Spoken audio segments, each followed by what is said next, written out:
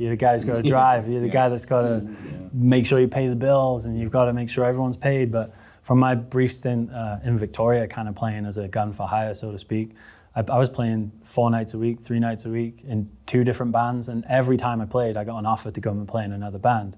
But it's because I opened up to cover gigs, basically. We play covers. We started off playing covers. You got to find your mutual ground that way. But if you got to let go of the ego and be prepared to learn the songs, like guys would give me 10 songs to learn in 2 days and then go and do the gig.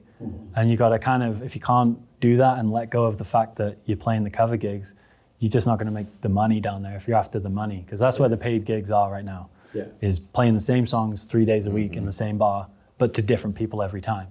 You can't do that up here. Like we didn't try that, but you can't play.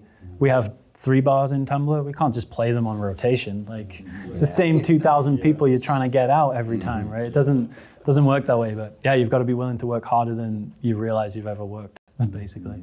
And also admit that like you're at your position you're at, sort of thing. Like don't blow things out of proportion and just stick at it, basically. It's about the ego in check. Yeah, it's about quality of life for yourself more than just giving it away and making the wrong kind of sacrifices.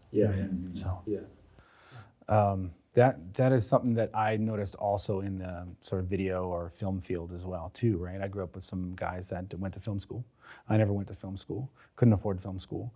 And those guys that went to film school, when they came up north and had to do work, or they were doing work for CTV or doing certain things like that, they immediately felt like, well, I'm not making big movies. I'm not like doing this and doing that, right? And they're unable to put in the hustle of on the street, finding the story, that sort of stuff of being a cameraman or a storyteller. They were unable to do that.